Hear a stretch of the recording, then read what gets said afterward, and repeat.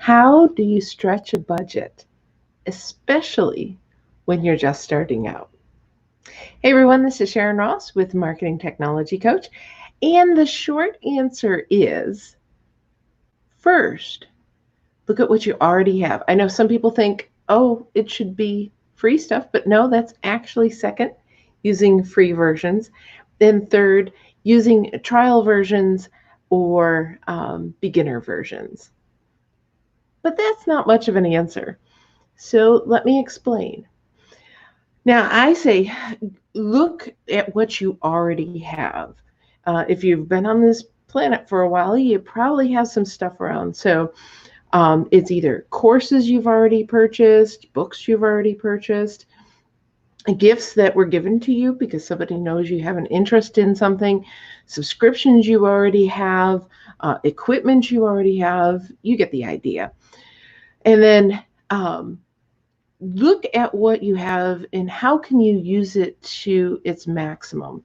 So like an example for me is Filmora. I use it, I purchased it probably a couple of years ago.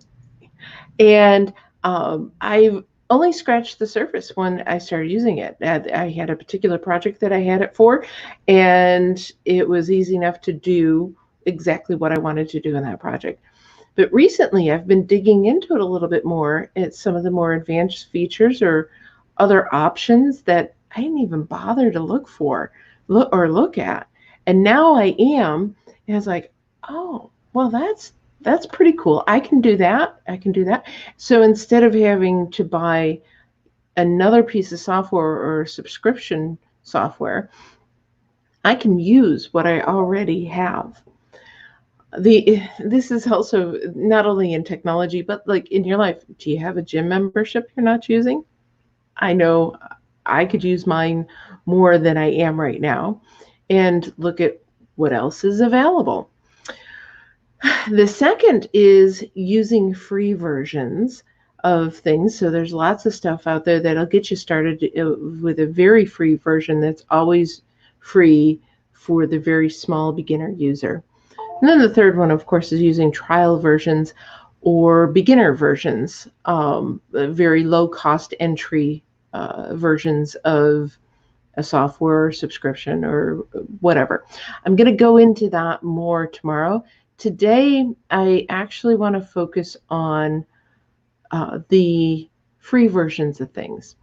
So I'm going to share my other screen because this also is the progress on the sales funnel that I am doing for my husband's school.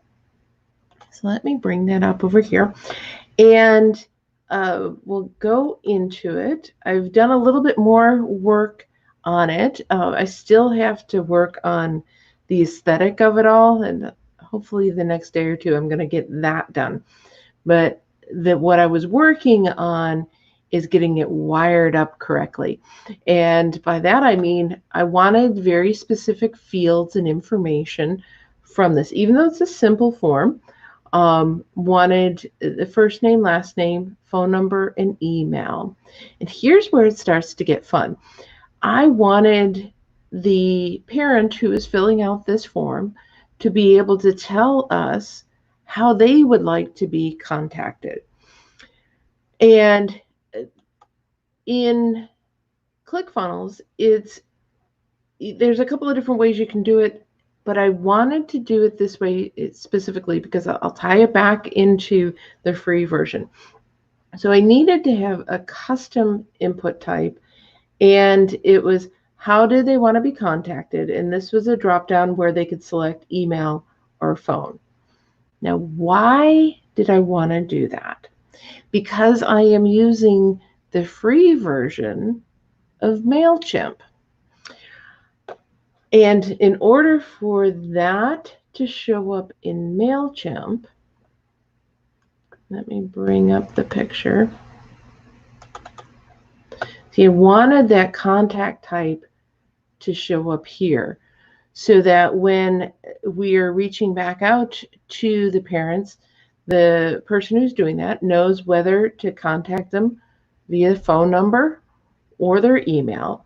So we collected the email and the phone and then whatever preference that the parent wanted.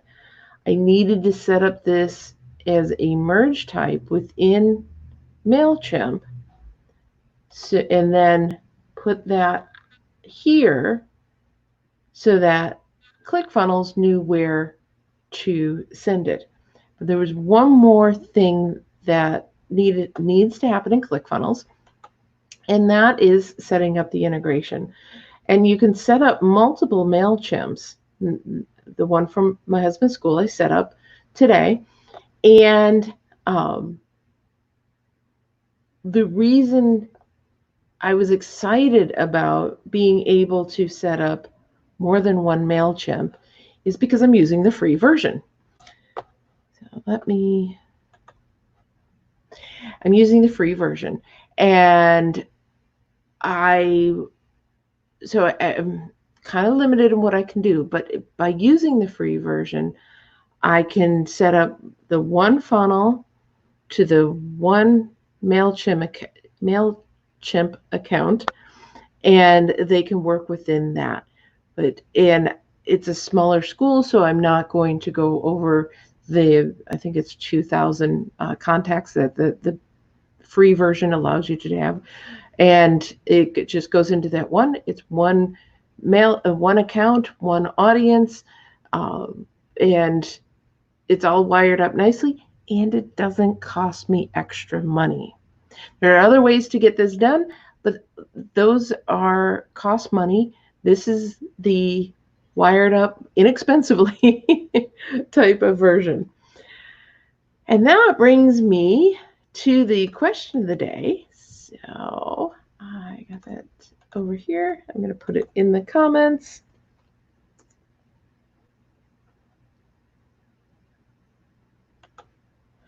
What are your suggestions on how to stretch your budget? Leave your thoughts in the comments. Would love to read about them. And I am Sharon Ross. And remember, imperfect action is better than no action. And I look forward to seeing you tomorrow.